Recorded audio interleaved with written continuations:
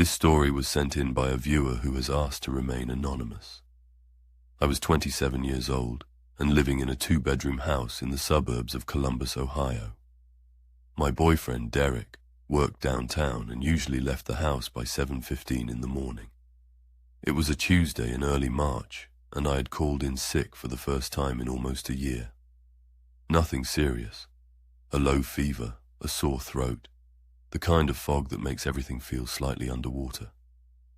I told Derek to go ahead, not to worry, and I watched his car back out of the driveway from the bedroom window. It was grey outside, the kind of grey that makes the morning feel like evening. I went back to bed with a glass of water on the nightstand and my phone plugged in beside it, and I fell back asleep before 8. I slept until just after 11. When I woke up, I lay there for a few minutes, listening to the house settle. Our neighborhood was quiet on weekdays. The occasional distant lawnmower, a car passing now and then. I got up slowly, padded downstairs in my socks, and went to the kitchen to put the kettle on. The house smelled like it always did when it had been closed up for a few hours, a faint mix of wood and coffee grounds, and the particular stillness of a place where no one has been moving around. I got to the kitchen doorway and stopped. The front door was unlocked, not just the deadbolt, the handle lock too, both of them sitting open. I stood in the kitchen doorway and stared across the living room at the door for a second, running through the morning in my head. Derek always locked both when he left. Always. He'd had his car broken into twice at a previous address and had gotten quietly religious about locks after that. I told myself he must have been in a rush. Maybe he'd had his hands full with his laptop bag. Maybe he'd just forgotten. I walked across the living room, locked both locks myself, and went back to the kitchen. The kettle boiled. I made tea.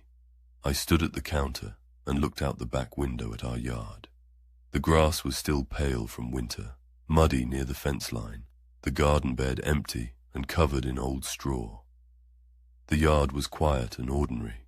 I turned back to the stove, told myself to stop looking for problems, and went to the couch. I watched something on television I don't remember, and dozed off again around noon. The second time I woke up, it was nearly 2 in the afternoon. The grey outside had gone darker, and I could smell rain coming. I was hungry, so I got up and went back to the kitchen. The cabinet above the stove was open. I want to be precise about this. That cabinet is where we kept the spice rack and a few things we didn't use often. Backup candles, some dried pasta, a spare phone charger. I had not opened it. I hadn't cooked anything. I'd made tea with a plug-in kettle on the counter. I had no reason to touch that cabinet. I stood in the kitchen looking up at it and felt my heart do something I didn't like. I reached up and closed it. Then I stood there and went through every reasonable explanation I could come up with. I must have brushed it when I was reaching for my mug. I must have forgotten. It must not have been latched all the way to begin with, and it had gradually swung open. I'm good at talking myself down from things. I always have been. I went back to the couch with a sleeve of crackers and watched more television.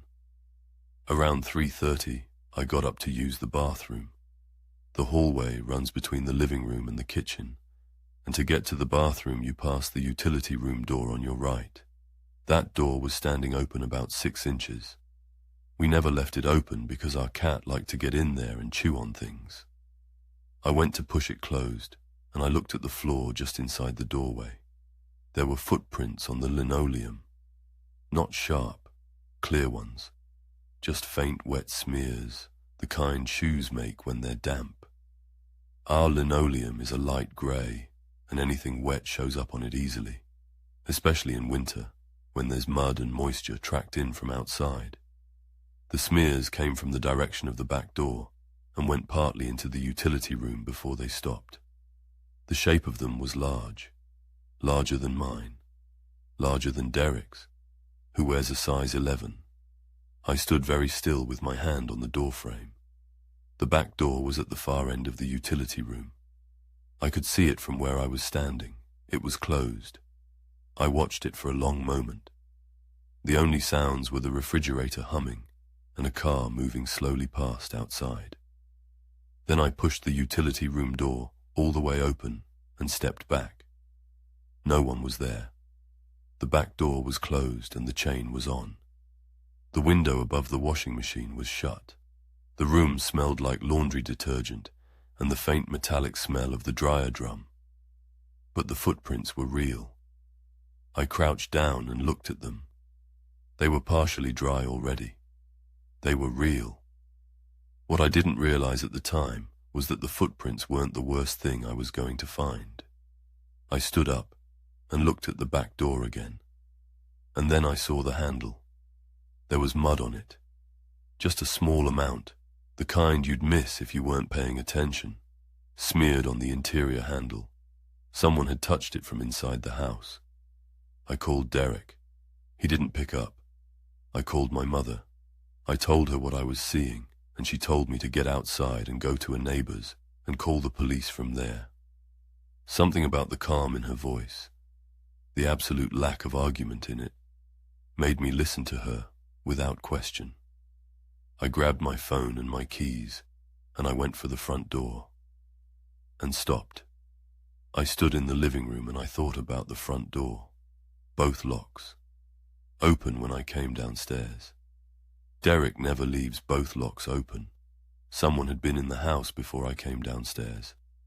They had been inside while I was sleeping 20 feet above them. The thought hit me so hard I had to put a hand on the back of the couch to steady myself. I thought about the cabinet above the stove. I thought about whether they had opened it, or whether I still was not sure. I thought about the footprints and the mud on the interior handle and how long they had been standing in my utility room and where else they might have gone. I walked out the front door. I didn't run. I was too frightened for running. I walked across the street to our neighbor Connie's house and knocked on her door, and she opened it and took one look at my face and stepped back to let me in without asking a single question. The police came within 15 minutes. 2 officers walked through the house and found nothing. No one. They confirmed the footprints were real and documented the mud on the handle. One officer asked me to step aside and told me quietly that the deadbolt on the back door showed scratches consistent with a bump key. He said from what he could see, it appeared someone had entered through the back door and exited the same way. He said it appeared they had been inside for some time. Derek came home early, and we stayed at his mother's house that night. We had a locksmith change every lock on the property the following morning. 2 weeks later, Connie stopped me in the driveway. She said she'd been meaning to mention something and hadn't known how to bring it up. The Friday before the police came, 4 days before I called in sick, she had been watering her plants in her front room, and she'd seen a man standing in our backyard near the utility room door. She had assumed it was Derek. She said he'd been very still, standing there looking up at the back of the house for a while. I asked what he looked like. She said she hadn't gotten a good look. She said she'd assumed everything was fine, so she'd gone back to what she was doing. The police investigated and followed up and then eventually stopped following up. The case is still open, technically. Our locks are new. We have a camera system now. But sometimes, when it's a weekday, and Derek is at work and the house is quiet and I am home alone, I think about that cabinet above the stove. I think about whether I opened it and forgot. I think about all the things I noticed that morning. And then I think about all the things, all the very ordinary, easy to miss things, that I didn't notice at all. I never found out who it was. The next story was sent in by a viewer who has asked to remain anonymous. I was 31, and I had been renting the same third-floor apartment in Portland for 4 years. When I finally got the keys to a new place across town, a place with a second bedroom and in-unit laundry, and no radiator that clanked at 2 in the morning, I should have felt only relief. I did mostly, but moving is exhausting in a way that accumulates, and by the time we got the last of the boxes out on a Friday evening, I told my girlfriend Sarah to take the rental truck back to her place, and I'd sleep one final night in the empty apartment and hand the keys in Saturday morning. She thought it was a strange thing to do. I told her I had a sentimental attachment to the place. That was only partly true. Mostly I just didn't want to spend another night on her couch. The building was older, 6 units arranged on 3 floors with a central stairwell. In 4 years there, the occupancy had thinned out considerably. 2 of my 3 closest neighbors had moved on, and by the time I left, the top floor was just me. The units directly adjacent to mine, 3A and 3C, had been vacant for most of the past year. I mention this because it matters. The building was quiet in a way that had its own texture. Not peaceful quiet. The other kind. Sarah left around 9:30. I locked the door, unrolled my sleeping bag in the center of the living room floor. It felt strange to sleep in the bedroom without furniture, so the living room seemed right, and settled in with my phone and a book I wasn't really concentrating on. The empty apartment felt larger than it ever had. The streetlights outside threw long orange shapes across the bare wood floors. The old radiator did its clanking thing at 10:15 and then went quiet. I was asleep before 11. I woke up at 1:42 in the morning. I know the exact time because I checked my phone the moment it happened. Someone knocked on my door. 2 knocks, evenly spaced. The ordinary sound of someone waiting in a hallway. I lay still in my sleeping bag and stared at the ceiling and waited for another knock that didn't come. I told myself I'd been half asleep and misheard something. Buildings make sounds. Old buildings make stranger sounds. I turned over and closed my eyes. Then I remembered the storage unit. At the end of the 3rd floor hallway, there was a small storage unit that came with my apartment, about the size of a large closet.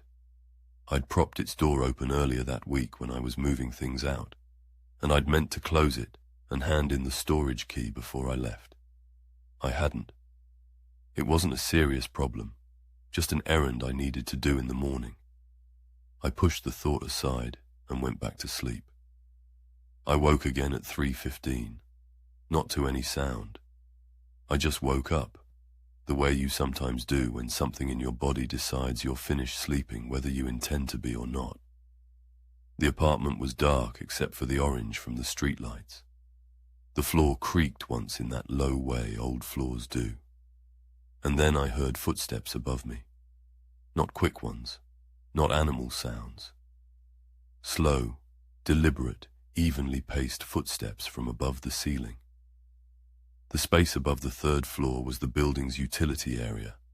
Not a finished floor, just the structural gap between the top unit and the roof, where pipes and wiring ran. It was not a place anyone had any reason to be. I sat up and listened. The footsteps crossed from one end of the space to the other, then stopped. I sat in my sleeping bag in the dark, and I did what I usually do. I rationalized. Pipes. Thermal expansion in the building's frame. Sounds carrying from somewhere below in a distorted way. In 4 years in that building, I had explained away a lot of sounds. I had a whole vocabulary of explanations, but I had never heard anything that walked. 15 minutes passed.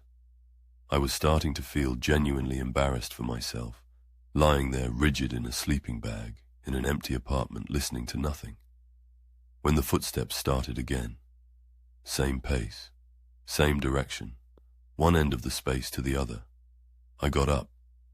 What I didn't realize at the time was that I should have stayed inside and called someone. Instead, I unlocked my apartment door and stepped out into the hallway. It was empty. The hallway light buzzed quietly. The doors to 3A and 3C were closed, the way they always were, the deadbolts set. And at the end of the hall, the storage unit door was closed. I had not closed it. I walked to it slowly. I stood outside it for a moment, listening. Nothing. I tried the handle and it opened. I looked inside. The metal utility shelf I'd left against the back wall was gone. That shelf was 6 feet tall and 4 feet wide, and had been standing against the rear wall of the storage unit since I moved in. It was mine. I'd bought it at a hardware store and assembled it myself, and it was going to the new apartment once I had a truck big enough to move it. I had looked at it 2 days ago and planned around it. It was gone.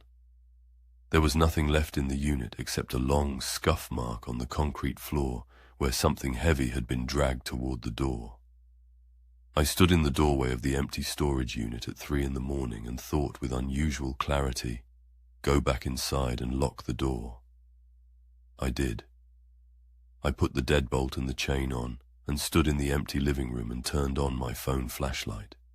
I swept it around the apartment. Nothing.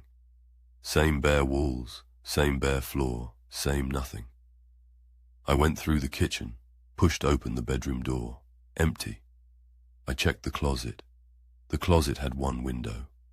A small, old-style window with a latch that I had never once opened in 4 years because the screen was half detached and it let in too much street noise. As I turned toward the closet, the beam of my flashlight crossed the glass. There was a handprint on the inside of the window. Not my handprint. I knew what mine looked like from a few days earlier when I'd checked the latch while I was cleaning before the move. Mine was lower. This one was higher on the glass, placed above where mine was.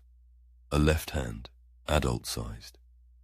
The fingers were pressed together and angled slightly downward, the way you might press your palm flat against a surface to steady yourself while you crouched, or while you watched through glass. I thought about 4 years. I thought about all the nights I had slept in that room 10 feet from that window. I thought about the footsteps and the missing shelf, and the knock at 1:42 in the morning. I called Sarah. She was there in 20 minutes, and I waited on the front step. I handed in my keys Saturday morning and filed a police report the same day. The property manager seemed more unsettled than I expected.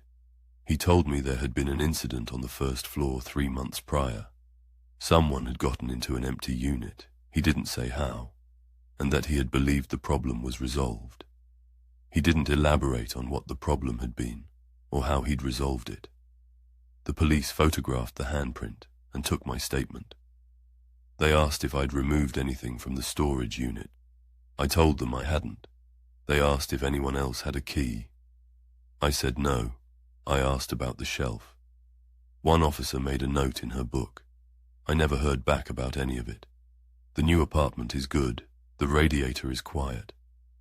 But I have thought about that building many times since then, and about the footsteps moving slowly across the ceiling above me, and about how long that handprint had been on the inside of that glass before I finally had a reason to point a flashlight at it. I don't know who was in that building. I don't know how long they had been there. This last story was sent in by a viewer who has asked to remain anonymous. My husband travels for work about twice a month, usually Thursday to Sunday. We'd been married 3 years at the time of this, living in a single-story house in a suburb outside of Nashville, Tennessee. The house was on a quiet street with mature oak trees and a cul-de-sac at one end. The kind of street where you wave to your neighbors and occasionally exchange food at the holidays and otherwise leave each other alone.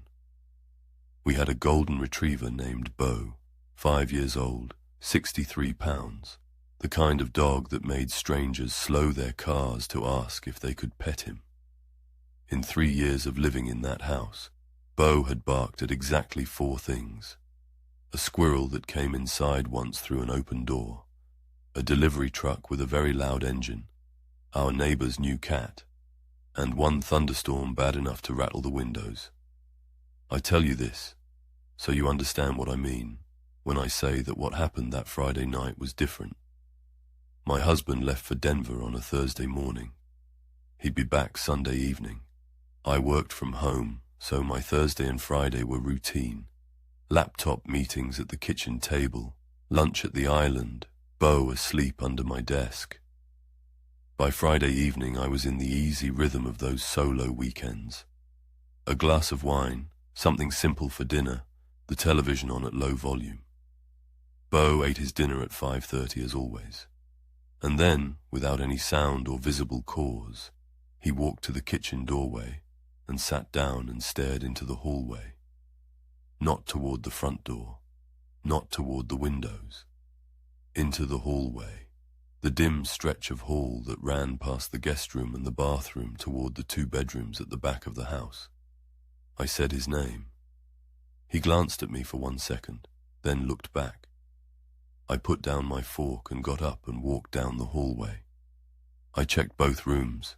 I looked in both closets. I checked the back door, which was locked. I checked the window above the laundry alcove. Everything was as it should be.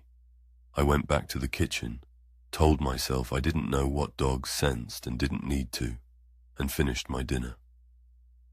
Bo stayed in the doorway for another 20 minutes.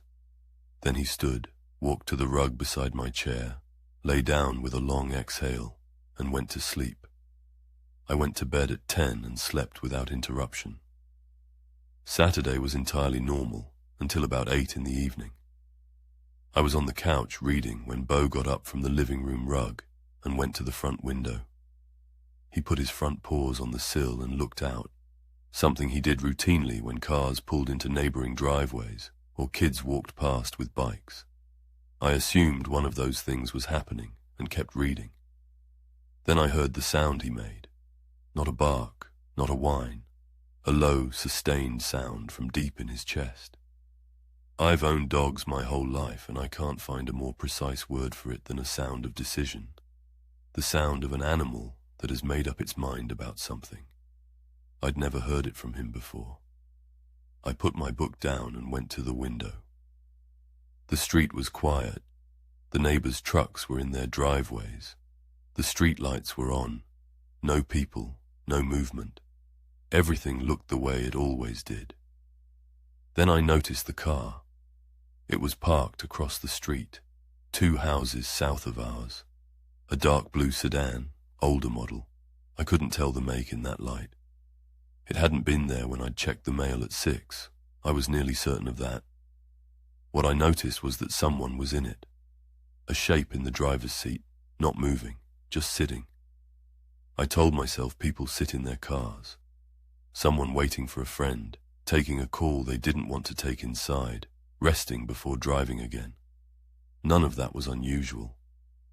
Bo stood at the window, making that sound for another 10 minutes, and then stopped, and walked to the kitchen and drank from his bowl. And that was that. When I looked out the window 20 minutes later, the car was gone. I did something I hadn't done in months. I walked through the whole house and checked every lock, every door, every window, twice. Everything was latched and locked. I went to bed at 10:30. I woke up at 2:14 in the morning. Bo was standing on the bed beside me, not curled at my feet the way he usually slept, standing, weight forward, ears up, staring at the window above the headboard. What I did not know at that moment was that the motion sensor for our backyard had already been triggered 3 times. I found this out later from the system log, 147, 151, 158. 3 triggers on the sensor that covered the back half of the yard, each one in a slightly different location. Near the back gate, near the garden shed, near the back left corner of the house. The window in the guest bathroom was at the back left corner of the house. I did not know any of this while I was lying in the dark, watching my dog stare at the window above me. What I knew was that Bo, who had never in 5 years stood on the bed in the middle of the night, was standing on the bed in the middle of the night. I made a deliberate decision not to look at the window. I want to be honest about that. I lay on my back, and I stared at the ceiling, and I chose not to turn my head and look at what was 2 feet behind me on the other side of the glass. I reached for my phone on the nightstand, and I texted my husband knowing he was asleep, and then I called my sister. She picked up on the 4th ring. I told her I thought someone might be outside. She said, "Call the police," and I said I wasn't sure I wasn't imagining things, and she said, "Call the police right now." I called.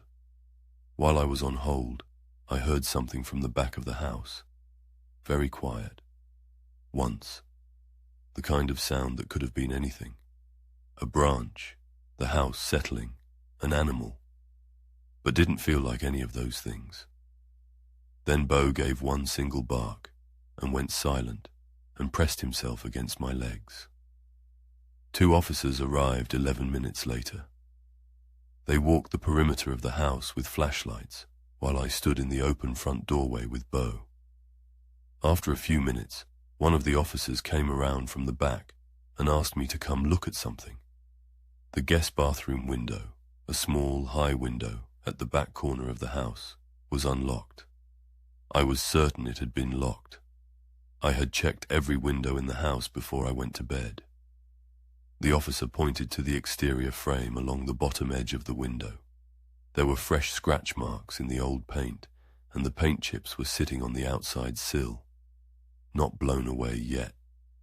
Recent. Someone had been working on that window. They searched the surrounding area and found nothing. No one. The blue sedan was not on the street. The neighbors' lights were dark. There was nothing and no one in the backyard. One officer told me the scratch marks were consistent with someone testing the latch from outside, possibly with a thin tool. She told me to get the window locks updated and said they would file a report and patrol the street over the next few nights. My husband was on the first flight out of Denver on Sunday morning.